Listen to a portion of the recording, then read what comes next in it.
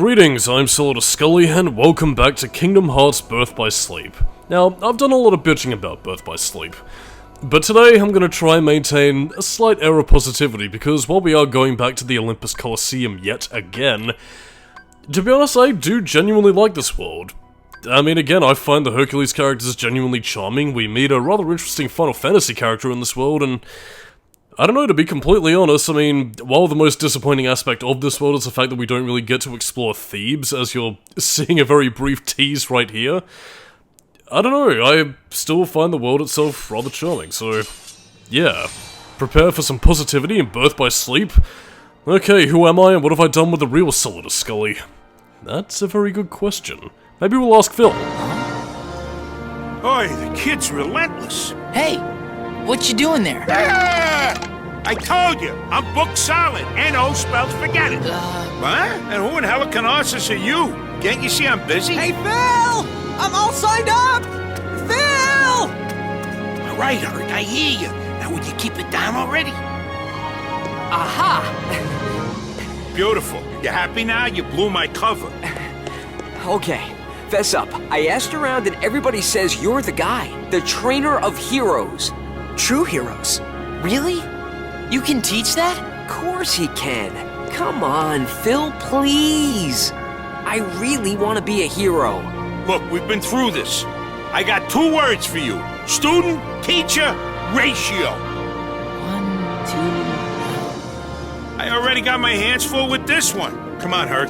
I'm low maintenance, I swear. Unburst! Monsters, huh? Hey, Phil, watch this. I'll show you what I'm made of. And I'll help too. Yeah, and so will I, because I'm Solidus-Skully and I'm commentating and totally a part of the game. Yes, but we're also teaming up with not only young Hercules, reprising as well from the series actually, is Josh Keaton, who... I don't know if he voiced young Hercules in the movie. I think he might have at least voiced him in the TV series, which I haven't actually seen. I mean, again, I have seen the Hercules movie as early as Kingdom Hearts 2. By the way, this is Fartmosphere, Ventus' ultimate finisher. Pretty snazzy ability. But yeah, pretty cool that they got Josh Keaton back, although, yeah, it's pretty nice. And we also have another mysterious Final Fantasy character who, with a very familiar looking sword, albeit despite a more very Grecian outpress to his appearance, which does make me wonder whether or not he's a native of this world or possibly Radiant Garden.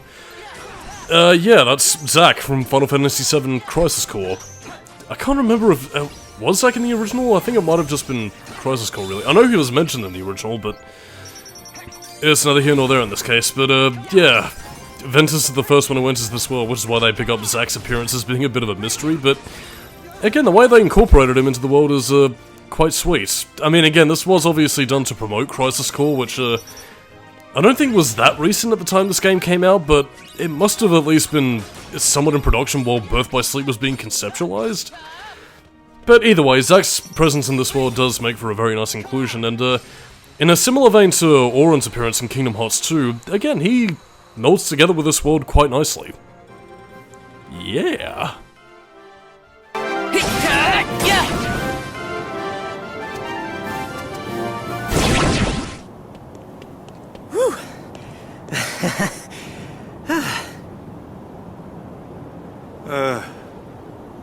Okay, change of plans. The games are coming up, so I'm gonna watch both of your matches, then I'll decide which of you rookies I want to train. Sweet! Thank you, thank you! I'm gonna go sign up right now! The games, huh? Sounds fun. Sorry, kid, Captain Eager there just took the last spot. I don't understand. Phil, I thought you were my trainer. You want to be a true hero, Herc? Then you're gonna have to go out there and show me that everything I taught you so far is gonna pay off. But, Phil... Oh, and no more training sessions for a while. Wouldn't be fair if I helped you and not him.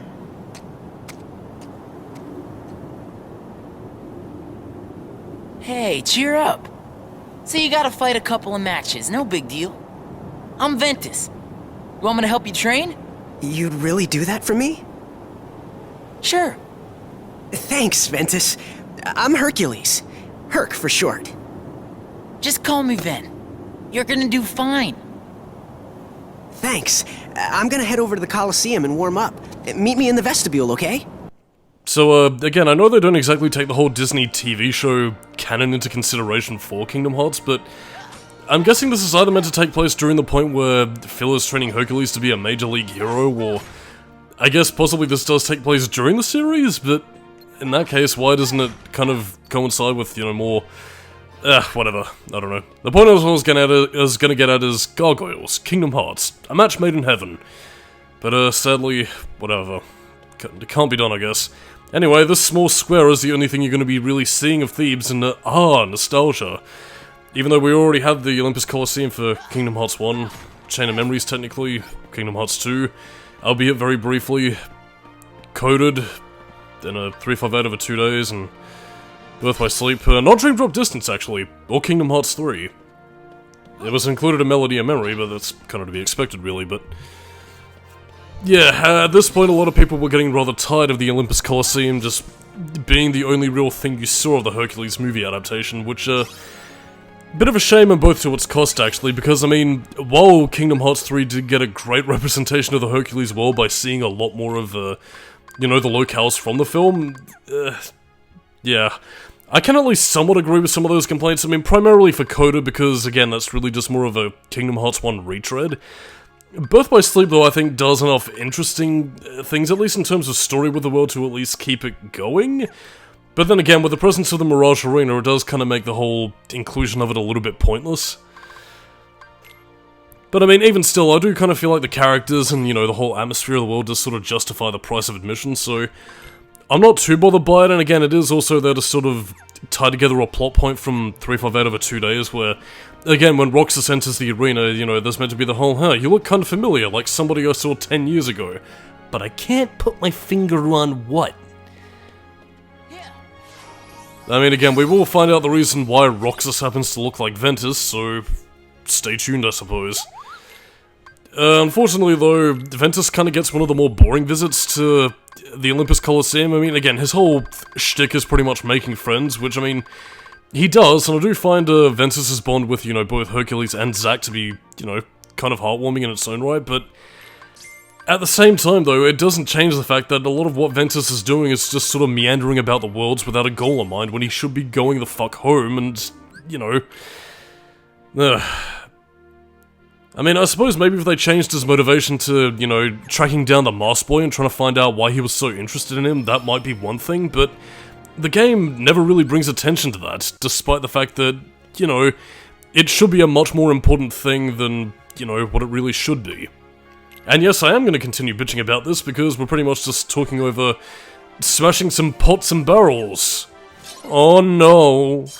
Pointless villa in the world when we could have been seeing more of Thebes.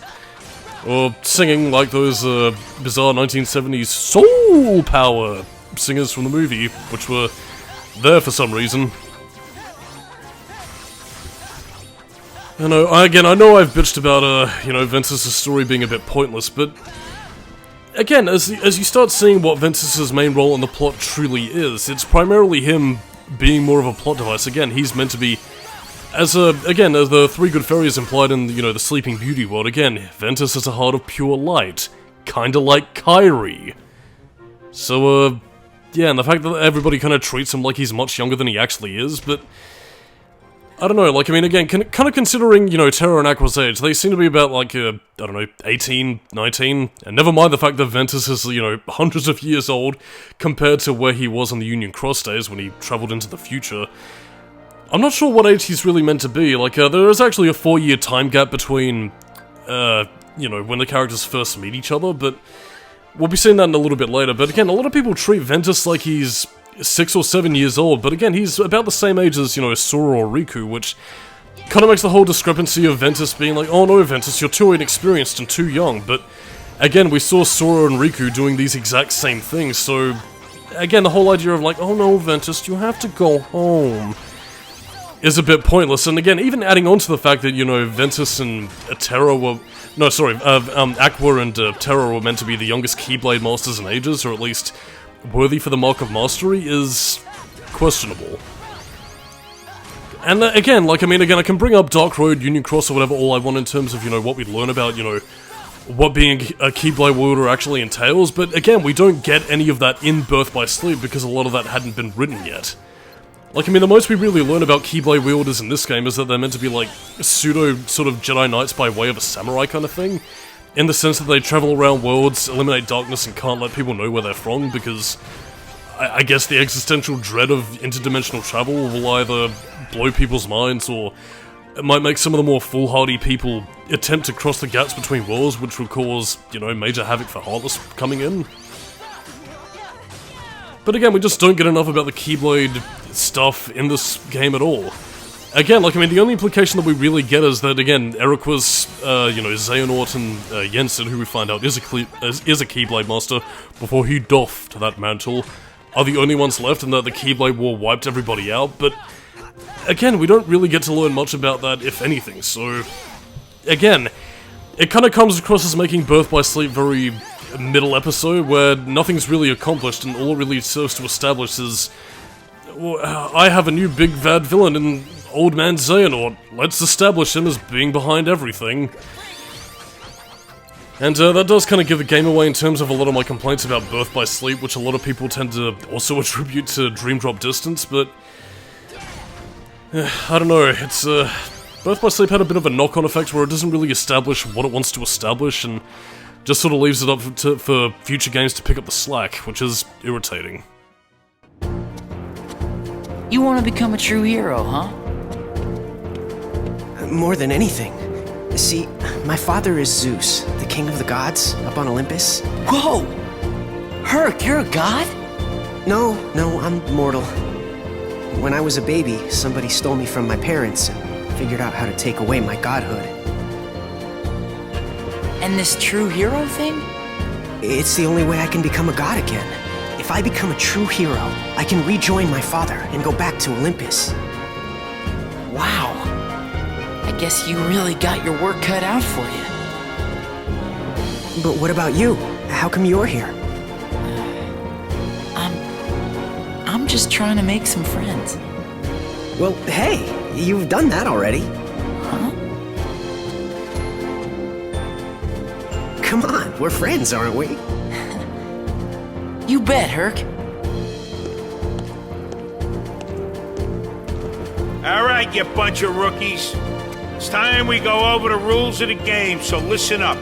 All the matches are divided into two brackets, one for the East and one for the West. Winners from each bracket go head-to-head in the championship match. Now, I signed you two up for the West, because they already got a heavy-hitting contender cleaning up over there in the East bracket. And if you want to beat them, you're gonna have to hustle in there. Now move those sandals. Heavy-hitting contender. Ben, come on! Okay. Yeah, that whole line is basically there to imply that Terra's also competing in his matches, so fuck it, whatever, I guess. Whoa, what happened to the budget? And where are those cheers coming from? Given the fact that the stadium is clearly empty, unless it's meant to be the gods and goddesses up above? Ugh. Guess we made it. Yeah, and it's all thanks to you, Ven. Good. The other kid will be happy to hear that. No, I need you most of all, Phil. How else am I gonna become a hero? Huh, about time you got it.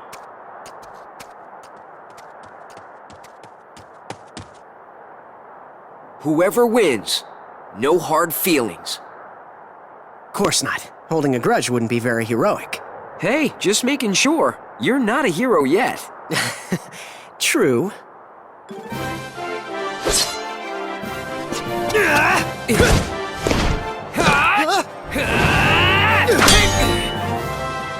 This is really close.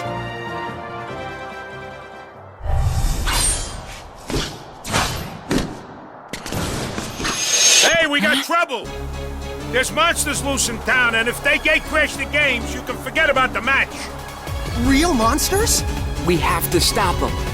Leave the monsters to me. This match is too important. Epic music. Yeah, we're gonna fight some stuff and do whatever. It's also highlighting a point that I brought up in Kingdom Hearts 2, which Birth by Sleep tends to do a lot, actually. The whole, oh no, the Heartless/Nobody/Unversed are here. Quick, Disney characters, run away while I do gameplay. which is by far the most arbitrary way of getting your characters to transition from cutscene mode to gameplay, but I mean, it works, I suppose. By the way, this is Time Splicer. I shut it off a little bit earlier, but yeah, quite powerful. Although, then again, when you're using your commands, you don't have any invincibility frames while you're using them, so again, if you're fighting the likes of Vanitas while using Time Splicer, he will also get the drop on you and cause damage while you're doing your attacks, and again, unlike, you know, what a good combat game would do, you know, character action, one might call it, yeah, there's no action cancelling, so yeah, good luck getting your ass pipped while doing a thing, and then getting completely fucked over in case you accidentally used a command you don't want to do. So yeah, that's another problem with the command deck. It's...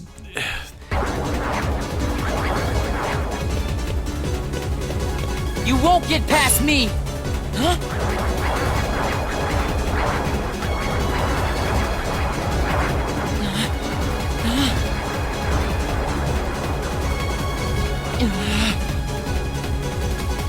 Herc! What about your match? Forget the match. No way I could let my friend fight alone, because I'm a hero. I mean, you know, I'm gonna be one. Come on, let's finish this together. Oh yeah, teaming up together with the literal half-god. But by the way, it's also the one time in the series next to Kingdom Hearts 3 where we actually learn about the Hercules backstory. Although again, they don't really delve into how they got rid of his godhood, which was by this bizarro magic potion that Pain and Panic gave Hercules when he was a kid, so it's kind of weird to be honest.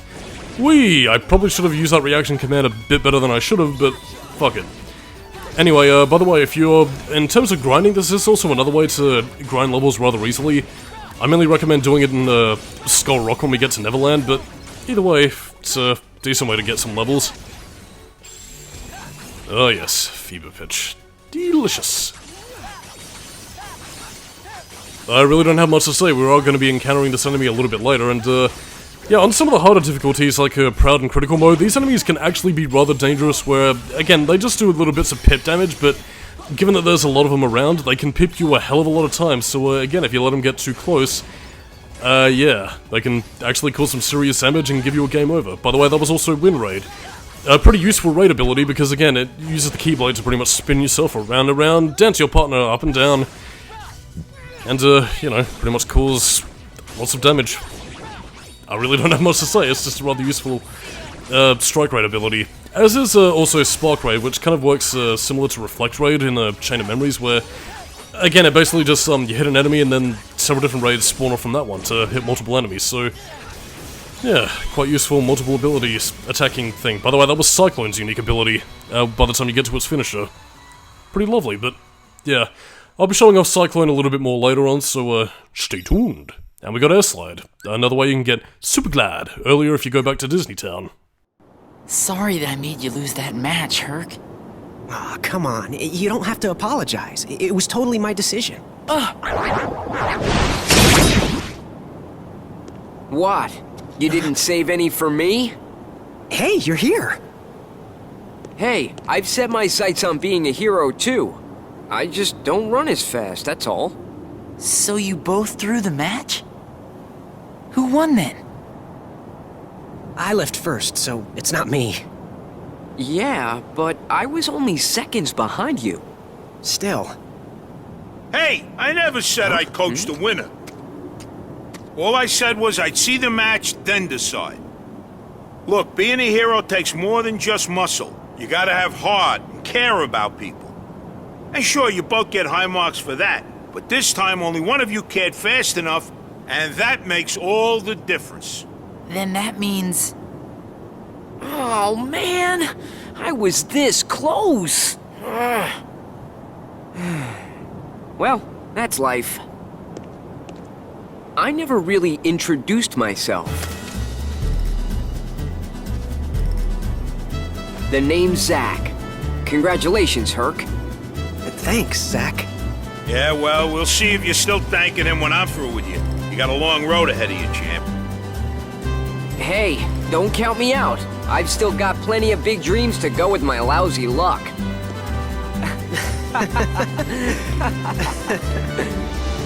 Okay, be honest. You weren't really gonna stop training Herc, were you? Nah, of course not. I know that kid's gonna go the distance. but he was stuck in a rut. He just needed a little incentive. It's Ventus, right? Well, thanks to you, Herc here is really shaped up. I owe you. Nah, I'm glad. I made a really good friend. Somebody to share a laugh with. Like Terra and Aqua. We'll patch things up. You're leaving? Yeah, my journey's not over yet. But you'll visit, right? I'll stop by once you're a true hero. Stop by once me and him are both heroes. Oh, so you mean never come back? Hey, watch it! We are friends. We are friends. We are friends. We are friends. We are friends. By the way, that was actually a really sick burn by Ventus. Oh, so you mean never come back? And I mean, that's also kind of tragic since Zack is kind of implied to die in this continuity, so yeah. Well, I mean, he dies in the Final Fantasy VII timeline as well, so it is fitting, I guess, but we never see Zack again, which is a bit unfortunate. But anyway, catch you dudes next time. Bye-bye.